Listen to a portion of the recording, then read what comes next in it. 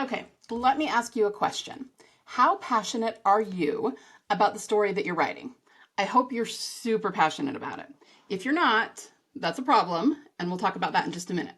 But even if you really are super passionate about the story that you're writing, how passionate are you about each and every scene that you write? Do you find yourself taking your story to a certain place or doing certain things in it because you think the audience will like them, even if they don't actually light you up? Now, what about writing to trend? This is something that used to be a really hot topic in the indie author space, and I don't see it being discussed as much anymore as it used to be. But if a genre really pops off, like teen vampire romance, for example, or billionaire romance, or whatever the genre is, if it suddenly becomes really big and really profitable for the authors writing in that genre, should you hop on that trend and write a genre just so that you can capitalize on it, make some money, even if it's not your favorite thing to write? That used to be debated a lot in the author space. So the question is, what do you think about that? Well, let's talk about it a little bit. Here's the thing that you do need to know before you make a decision. When authors decide to hop on a trend and write a particular genre or tropes that they wouldn't have otherwise written just so that they can try and make some money, the real question is, are they successful or not? And the answer to that is, it depends. Some are wildly successful. Others completely flop. So that right there should tell you that the action of writing to trend or not writing to trend isn't really across the board going to work or not work, right? Because we have both extremes in the outcomes. Trying to figure out if you can have success that way is a lot more nuanced. So the question is, what is that nuance? What dictates whether writing to trend is going to work for an author or not? Well, okay, I want you to try this on for size. Imagine a scenario where someone is recommending a book to you, and maybe it's not your favorite genre to read, though you're open to reading it, and then they tell you about it a little bit, no spoilers or anything, just kind of an elevator pitch, what the book's about, and then they say something like, yeah, I really enjoyed reading it, you should read it. In that scenario, maybe you'll pick up the book and read it if it appeals to you enough, but I doubt you would do it right away unless you're really hard up for something new to read. And let's face it, in today's digital world, that's not really a thing anymore. There are plenty of things everyone has to read. Everyone has a TBR list that's like 800 books long, right? So even though they gave you a good recommendation and said it was a good book and they liked it, it's not going to necessarily make you run out and purchase that book right away and sit down to read it, right? So let's try the scenario again. A good friend whose opinion in books you trust comes running up to you and says, I just read the best book. They're so excited, they can barely contain themselves. They tell you about the scintillating romance, the high stakes, the crazy plot twists.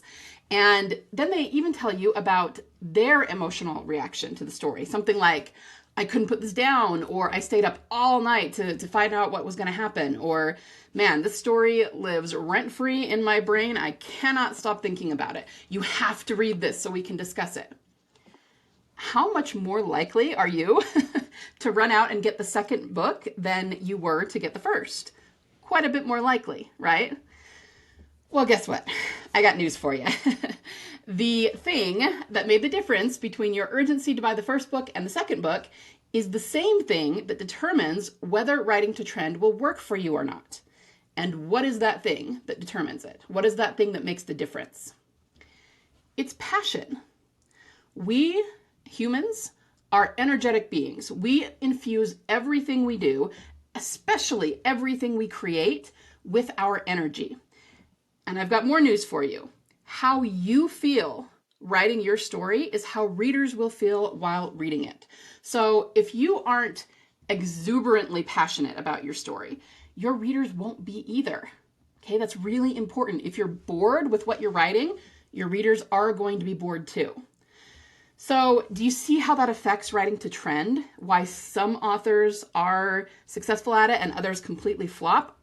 I'm not actually against writing to trend. I haven't done it myself in my own career because I know very well what I like to write and what I want to write, and I don't really care that much about trends, but I'm not against writers doing it so long as what they are writing, whatever that trend is, so long as they're passionate about it, okay?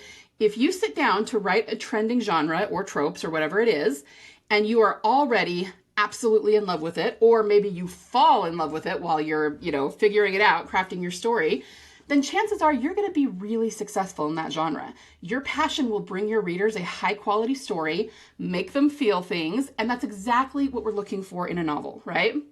If, on the other hand, you're writing a trending genre just to make some money, but you aren't completely lit up about what you're writing, your book is probably going to flop, because the excitement with which you write it will dictate your reader's excitement also, and that is going to affect your sales. And if it flops, you've just wasted a lot of time and a lot of brain cells on a story that you don't even really like. So please don't do that, okay? So I want to define a couple of terms for you here. I teach my students the difference between soul stories and six-figure stories.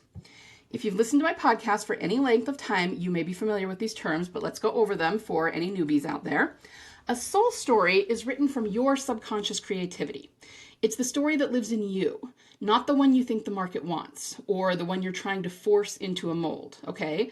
I teach my students how to journal, how to free write, how to tap into their unique subconscious creativity. This is very different than trying to force your story into or out of templates, okay? So it's born from that unique subconscious creativity.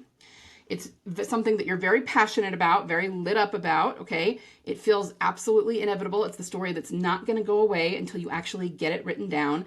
And thinking about it is something that you almost obsess about, right? It keeps you up late at night in the best way. And because you care so deeply, the energy of that story is going to bleed through onto the page and the reader will feel it, okay? Now, what about a six-figure story? If you have a great idea for a story premise, but you don't know where you're going with it, if you're having a really hard time filling in plot events or finishing your current WIP, or if you're constantly worried that your story is boring or dragging or that your readers won't like it, then I encourage you to join the Legendary Fiction Forge, my monthly membership for fiction authors. Inside, I will give you the complete A to Z blueprint for how to write highly emotional stories that your readers will absolutely fall in love with, no matter what your genre or tropes are. Want to become a widely read, highly paid master storyteller? Then join us in the Legendary Fiction Forge and finally get that epic story that's been knocking around in your brain forever out to the world. I'm going to tell you right now that how I define a six-figure story has nothing to do with income, okay? I'm not promising the story will make you six figures in royalties. Obviously, no one can guarantee income. But rather, I define a six-figure story as one that has all the right pieces in mind so that it has the potential to become one. So not just to sell once, but to keep selling over time, to create mega fans, to create a cult following. And it's the difference between having a great launch and then having your sales drop off and having a book that sustains sales over time. So what are those criteria that would make any story you write into a six-figure story? Number one, it has to be a soul story. So I defined what a soul story was for you before, one written from your passion, your unique subconscious creativity, because if that passion isn't there, it doesn't matter how well you write to market, your story is still going to flop or at least be pretty mediocre in sales. The passion and the emotion has to be there. So writing to market alone, don't get me wrong, writing to market has a lot of value, but it's not enough. Okay, you have to have the passion for your story. So the first criteria is that you have to write a soul story. The second one is that it uses transformational human psychology, or THP. Transformational human psychology is the template that all human beings undergo when they are changing or achieving something. Generally, this change comes as a way to alleviate suffering. So basically, something is causing us to suffer, either physically, emotionally, psychologically, whatever it is, and we want to fix that, so we have to change in some way in order to fix that. And the THP framework, it's not only true to life, it's a process that we all go through thousands of times in our lives, but it is the true nature and foundation of story. And by using that as a framework and making sure you're including all the elements of that, you will always write an emotional story. You will always write a story that is a page turner. You will always be able to hook readers with it, okay? So that's the second ingredient in writing a six-figure story is you must use THP. Number 3 is that it does employ right to market practices. Now, I said before that writing to market alone is not enough. You need the passion, and that's true. But if you want to make it commercially sellable, right, you do want to make sure that you have your genre and tropes dialed in and that you know who your audience is. So it's also true that if you just write your soul story and it has no story structure and no genre and no tropes, that's also going to be a problem. So there tends to be this misconception that we either can write a soul story, we can either write something for ourselves, or we can write to market. I'm telling you, you need to fuse those together. You need both. And having both really is the recipe for a best-selling novel. All right. The 4th criteria that you need to write a 6-figure story is that it must be infused with emotion. This is the hill I will die on, okay? Emotion is king when it comes to fiction writing. I promise you, the reason people get bored with your story is not because there's not enough action in it. It's not because there's not enough romance or sex in it. It's not because you don't have enough crazy, shocking plot twists. It's because the emotion is not there. And one of the main things that I teach is how to infuse every single part of your story with epic emotion, okay? THP will help you do that to some extent. So these all work together. The fact that you are passionate about your story, again, that's going to bleed onto the page. That is going to help a lot, okay? But you need to know how to do it at every level. You need to know how to infuse the character's inner arc with emotion, the plot, obviously, the world building, the themes, and even how to write emotional descriptions, how to write emotional scenes, how to write scenes that are well paced. Again, pacing and even grammar, passive voice, weak sentences, all of those take away from the emotion. So there's a lot of different moving parts, we all know that, to writing a novel. But if every single part of your novel, every single thing you write, every aspect of it is infused with emotion, you're going to be way ahead of the curve, okay? And now let's go to the 5th criteria, and that is simply that it has staying power, okay?